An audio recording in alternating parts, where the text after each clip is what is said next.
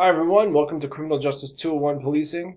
I'm Professor Jason Ostro, and this week's lesson is Police Stress and Safety, an important and timely topic. Let's get started. So this week we will discuss police culture, describe the police personality, and then finally explain the problems associated with police stress. So police culture.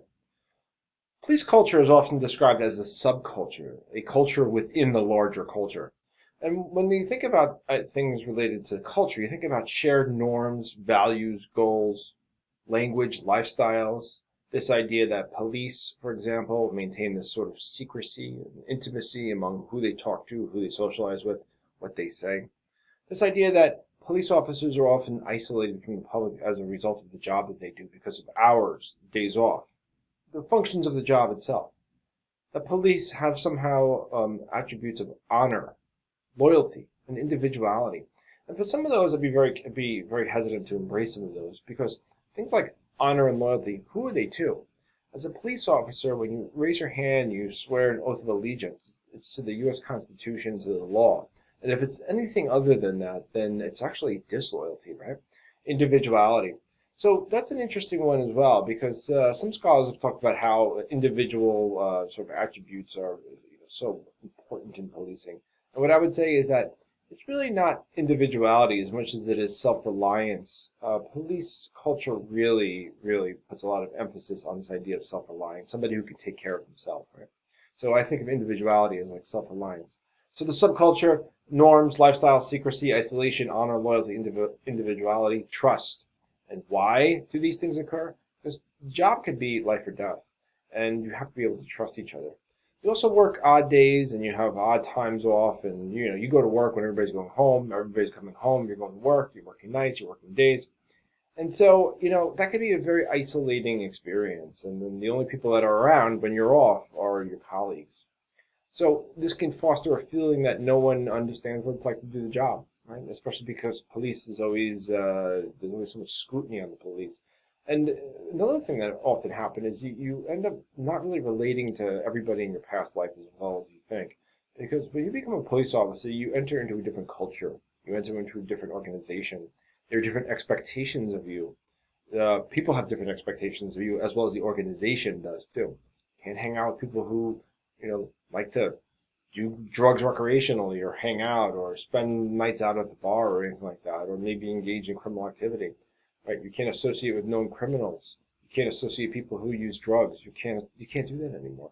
So, not that I'm saying you did in the past, but even if you grew up with people in your neighborhood, in your community, and some of them, you may have been friends with as kids, and you still socialize with. You can't if they're involved in something that's unlawful. So you have to be able to move on from that, all right? And that is sometimes not that easy for everybody. All right, so this police subculture sometimes fosters what is known as the blue wall of silence. And you can see from the image down there, it's hear no evil, see no evil, speak no evil kind of thing. This idea of blue wall of silence is that the culture of police officers protects one another from outsiders, supervisors, or investigatory bodies that are investigating any kind of police wrongdoing. That police officers, have to stick together no matter what.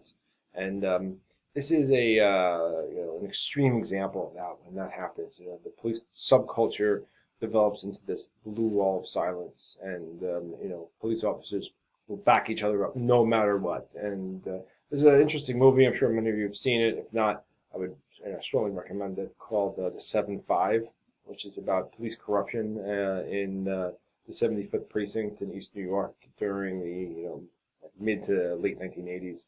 And the blue wall of silence is a big aspect of the rotten police culture there.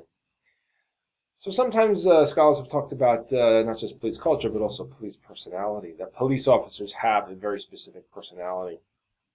What forms that personality? What are some of the aspects of that personality? Well, this idea of danger is so inherent in the police personality. And sometimes some scholars argue that the danger in policing is really overblown. And I would agree that the physical danger isn't quite as much as most people make it out to be. Psychological danger, on the other hand, is a much different story. And the long-term danger, long-term implications, chronic implications of police work are very bad. But we can talk about that in a minute. So exposure to danger, to what extent, Sure, it forms sort of the police personality, this us versus them orientation, which is a very negative orientation. It's like you're either with us or against us, and blue versus everybody else. So that does exist to a certain extent, right? And a lot of it has to do with isolation. Right? You feel isolated from others, and this perceived hostility, right? That the concept down there from the media, from politicians, from the general public, people who don't understand what it's like to do your job. And some police officers develop what they call this sort of authoritarian personality as a result. And there are arguments as to does the authoritarian police personality come from the individual who becomes a cop? Like I'm drawn to authoritarian type personalities. Authoritarianism is like following order, rules, regulations, discipline, structure, things like that. Um, you know who's in charge, right? Follow the leader. And scholars argue that some scholars argue that certain types of people, their personality is drawn to police work because they're drawn to the authoritarian personality. Some argue that it's how they're socialized, through the academy and socializing with other officers. And then some would say it's just the culture of the department itself. The research is mixed on this. It's probably a combination of all three. Suspicious of non-police, right? Police officers often are very suspicious of non. It's like you're either on the police side or you're not. And if you're not, then what do you know or what do you think you know, right? This idea of conservatism, like, and I don't really mean politically conservative. Conservatism in terms of behavior, attitudes, things like that. Like everybody's got the same haircut, everybody kind of sounds the same, everybody kind of drives the same car, like there's not likely to change, I think, is a good way to think about conservatism in this sense. And last but not least is this idea of cynicism. The police personality part of it is the aspect of it is because of the cynical police attitude, which cynicism refers to this kind of orientation, sort of mental, cognitive orientation that everything is terrible, like there's no hope.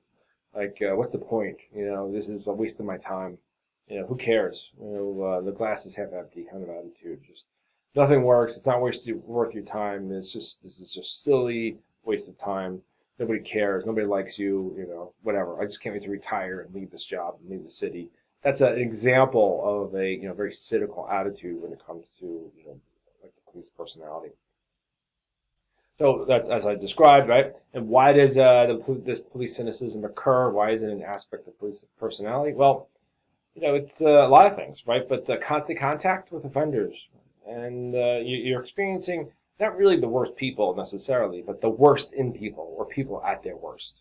Like people call the police because there's a crisis or they need help or if something's wrong. They're calling the police at their worst moment on their worst day, and you're constantly exposed to that. In, day out, hour after hour.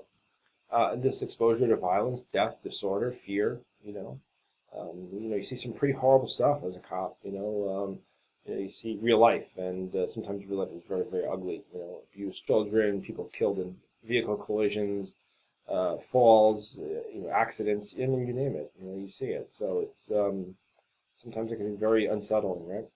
Perceptions of miscarriages of justice, and then also this, rules and regulations. Police are very, very tightly controlled. I know often it doesn't seem that way to outsiders or people who study policing or interested in it through the news media, but police have just endless amount of rules and regulations that they have to abide by, and it can be really just crushing sometimes. And then also dealing with laws, public politicians, people that just don't understand the job and like to tell you how to do it, and so it's a constant source of cynicism. It's really a great video that I have in there, and I marked it here, view video, Main State Trooper, and it's kind of funny. I think you'll get a kick out of it, and it's used in police training academies throughout the United States, and it's from quite a bit ago, but it gives you a little sense about some of the insanity with which that police officers have to deal with the general public from time to time. Okay, so just take a look, and I think you'll enjoy that one. It's not very long. All right, now this all leads to what is known as police stress. So police are constantly exposed to these stressful working conditions in their daily work. It's haphazard. It's hot and cold, like it's up and down. You never know what's going to happen. You're dealing sometimes with dangerous people. You experience injuries. You might work with people who have died, or you experience death, disorder. Life is unpredictable, and you never know what's going to happen when you're a cop. You show up to work, and today could be a beautiful day, and it turns out to be a terrible day. And there's collisions, and there's people hurt, and all kind of fires. I mean, you name it, right? There's also you deal with the emotions of like boredom and fear, and people think, well, you're a cop, you can't be afraid, but you're still a human. So fear is a natural emotion, and police officers have to feel that from time to time. It's not necessarily a bad thing. You don't want them to be fearless because that could lead to recklessness, right? But boredom, like midnight, and you're working in a quiet part of the city, and it's just nothing going on, right? And it's hour after hour after hour. It's just crushing boredom day after day, right? I mean that's gonna be difficult too. Long hours, especially when you have these big events, parades, demonstrations, rallies. These long, long, long tours. I remember after Hurricane Sandy in I think it was 2012, sometime around then, when we had to work down at I went down to the Rockaways to work. I was assigned down there, and I had to be there at 4 in the morning, and then you were supposed to be there from 4 to 4, but it was really like you're there from 4 to like 8 o'clock at night by the time you leave. So imagine you have to be like at a place at 4 in the morning with fully dressed in uniform with a police vehicle. I mean, what time are you waking up? 2:30, because you have to get dressed, you have to shower, you got to change, you got to shave, you got to get your equipment, you got to get dressed, you got to go down there, you got to drive all the way to the Rockaways, you got to be there at 4. Long days, freezing by you're by the ocean with the wind blowing on you all day long, and you're doing whatever it is that you're assigned to do. It can be very, very long days, long hours from time to time. All right, Murphy's Law, which is anything that can happen will happen. It's not a real law, but it's just a saying, right? Anything that can happen will happen. And I used to say, can New York get hurricanes? And people say yes. Can New York get, snowstorms? Sure. Can New York get tornadoes? People are like, nah. Of course we do. We get them all the time. Not like, Wizard of Oz style tornadoes, but we do get them. And, over the summer when we have these big storms, we get hit with tornadoes once in a while. We sure do. And, anything can happen at any moment. This is the year 2020, and nobody expected a pandemic to arrive, but it did. And that's Murphy's Law, because anything that can happen will happen. So, you have to have that in your frame of mind as a police officer. And that's one of the reasons why I don't like the word routine when people describe police work. They'll say routine patrol, routine, because anything can happen in a given moment. You have no idea. Being away from friends and family also, that can be very, very difficult as a cop. You miss a lot of stuff because, especially at the beginning of your career, because the job takes precedent over your other, it becomes your first priority. You have to work sometimes Saturdays and Sundays and nights, and your kid's birthday, or maybe Thanksgiving or Christmas or New Year's Eve or whatever. Especially for the first few years, it's a lot of sacrifice. So that can be stressful, no doubt about it. All right, so stress, the body's reaction, right? Your body wants to maintain this homeostasis, this even keelness, right? This evenness. And then stress is, how your body responds to that external stimuli. And so, it's like it wants to maintain this, but like, your day is like that as a cop. You never know what's going to happen. Or it could be like all the way up the whole time, and then crash and down low, and then or be very, very low, and then shots fired or something like that. So the body's reaction to this acute stress is initiates that fight or flight response, but over time, this sort of chronic stress can cause all kinds of physical problems. Like headaches, digestive problems, even GERD they call it, like which is like reflux, upset stomach, irritability, and all kinds of issues that can lead to really chronic. When they're chronic, meaning long term, and they can cause even more severe problems. So heart disease, cancer, things like that. Okay, so that's not something to be taken lightly, and that's one of the reasons why police officers, on average, 10 years less than the average population in the United States. That's a fact. 10 fewer years than the average population. All right, so sources of police stress. Some of it comes from the external environment, threats, dangers, what's going on around you. The organization itself, like working hours, holidays, weekends, it can be really difficult. People don't think so, but police organizations are really strict organizations. There's that paramilitary model, and that can be difficult too.